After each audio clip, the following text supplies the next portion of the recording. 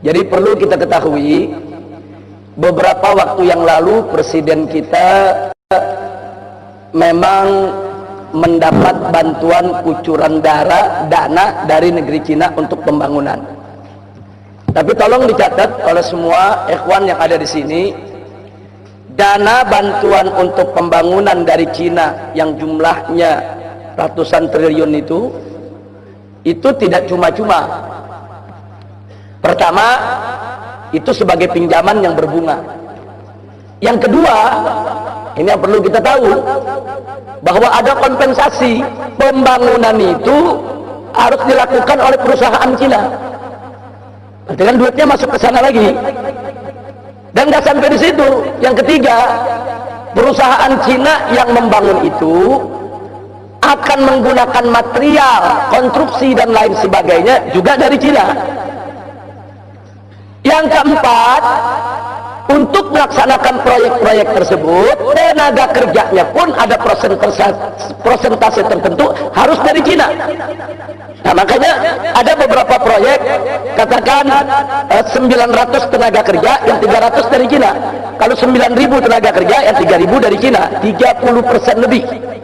Nah, jadi artinya di sini kita lihat, yang ngasih utang Cina, negara Cina nih, pakai bunga, kita bayar utangnya pakai bunga nanti. Terus kita punya proyek, mesti perusahaan dia juga yang kerjain. Dan beri materialnya, mesti beli sama dia juga. Nah, kemudian tenaga kerjanya, mesti tenaga kerja dari dia juga. Jadi ini betul-betul satu penjajahan ekonomi. Jadi ini yang menolak sudah banyak, bukan hanya dari kalangan Islam, tapi hampir seluruh elemen bangsa Indonesia apapun agamanya yang cinta yaitu kepada negara ini, yang punya semangat nasionalisme dan kebangsaan yang tinggi, mereka semua menolak. Dan ini nggak boleh dibiarkan. Nah, ini yang perlu. Dan lagi pula persoalan tenaga kerja yang didatangkan tersebut, saudara, itu kan mestinya harus melalui bukan hanya sekedar perekrutan perusahaan mereka, tapi juga harus melalui penelitian pihak kita. Kita mesti tahu yang diturunkan ini intelijen bukan, yang diturunkan ini tentara bukan, yang diturunkan ini sebetulnya siapa. Nah, jadi ini sudah bukan lagi menjadi konon katanya, tapi real. Tenaga kerja Cina itu sedang menyerbu Indonesia. Itu pertama yang saya mau bicara. Yang kedua, ada hal yang sangat tragis, bukan lagi ironis tapi tragis. Manakala saudara di kita punya negeri ini sarjana yang baru lulus sekolah mau cari kerja setengah mati, itu antri untuk mendaftar ujian PNS aja 3 hari 3 malam mereka mesti antri setengah mati, saudara. Satu cari kerja setengah mati, ditambah lagi yang kedua yang udah dapat kerja banyak di PHK. Ini bangsa kita sendiri, udah bangsa kita cari kerja susah, banyak yang di PHK, akhirnya banyak yang terpaksa jadi TKI dan TKW di luar negeri. Sementara kita lagi kesulitan menyediakan lapangan kerja sedemikian rupa, kok lapangan kerja yang ada dikasih bangsa Cina. Ini bangsa Cina yang saya maksud di sini yang datang dari RRC ini ya. Nah, bukan Cina yang warga negara Indonesia, bukan. Kalau Cina warga negara Indonesia, mereka punya hak sipil yang sama dengan kita. Tapi ini saya bicara tenaga kerja dari negeri Cina. Loh, orang kita lagi banyak yang di PHK, kita lagi sulit mencari kerja. Saudara, banyak orang-orang kita terdampar, saudara, di penderitaan menjadi TKI dan TKW yang mereka penderitaannya luar biasa di luar negeri sana. Nah, tahu-tahu sekarang ada kerjaan bagus, saudara, diberikan kepada tenaga kerja dari Cina. Dan yang lebih tragisnya lagi, saudara, banyak tenaga kerja dari Cina tersebut, saudara, standar gajinya di atas standar gaji kita. Ini mau dibawa kemana ini negeri? Saya khawatir kalau ini terus-menerus dibiarkan, besok akan terjadi revolusi sosial yang luar biasa di negeri ini. Hati-hati, saya ingatkan kepada pemerintah, hati-hati, ini masalah ketenaga kerjaan, masalah mencari nafkah, ini masalah yang sangat serius, harus menjadi perhatian, dan ini mesti di-stop, nggak boleh dibiarkan, saudara. Kita mau kerjasama dengan negeri Cina, silakan. Kita mendapatkan dana bantuan dari negeri Cina, sah-sah saja untuk pembangunan, silakan, no problem, saudara. Tapi jangan ada persyaratan utang tadi itu, saudara. Persyaratannya kita mesti pakai perusahaan mereka, yang bangun mesti mereka, materialnya beli dari mereka, tenaga kerjanya dari mereka. Apa-apaan ini, saudara?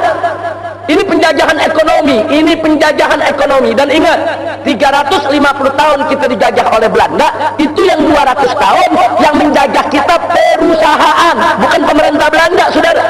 VOC, VOC itu perusahaan. Perusahaan perkebunan, perusahaan pertanian, saudara, yang punya uang banyak, yang menyewa, yaitu jawara-jawara untuk kenteng-kenteng mereka, bahkan membentuk pasukan bersenjata. Itu yang jajah Indonesia. 200 tahun lebih kita dijajah oleh perusahaan Belanda, bukan pemerintah Belanda, bukan. Baru setelah 200 tahun perusahaan tersebut mengalami kebangkrutan, diserahkan kepada pemerintah Belanda untuk menjajah Indonesia. Nah, jadi artinya hati-hati, jangan sampai besok Indonesia ini dijajah oleh perusahaan Cina, saudara. Kita lagi diserbu oleh perusahaan-perusahaan Cina, saudara. Mereka akan jajah kita.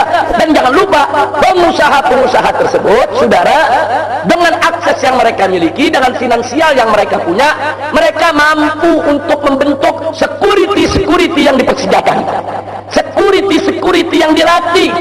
Saudara, jangan kaget, saudara. Kalau sekarang ini banyak orang keturunan di Indonesia ini rame-rame daftar jadi anggota Perbakin. Kalau mereka daftar jadi anggota Perbakin, artinya apa? Mereka boleh bawa senjata, mereka boleh punya senjata, mereka boleh menggunakan senjata, walaupun alasannya untuk olahraga atau untuk berburu, saudara. Nah, kenapa orang-orang pribumi pada nggak jadi anggota Perbakin? Ya karena bayarnya mahal untuk bikin kartunya, saudara. Tapi bagi mereka sekedar bayar 3 juta, 5 juta, 10 juta, kecil, saudara. Dapat beli senjatanya cuma 20 juta, saudara, dapat senjata bagus kok. Ini bahaya. Jadi hati-hati, ini negeri kita ala khatarin azim, dalam posisi yang sangat-sangat berbahaya.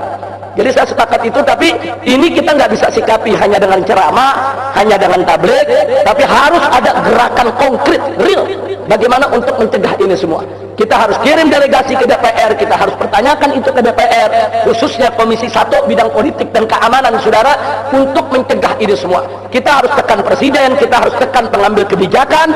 Nggak boleh negeri ini dilelang begitu saja, saudara. Sekarang kita lihat, saudara, ini kekuatan pengusaha-pengusaha Cina non-Muslim di Indonesia besar.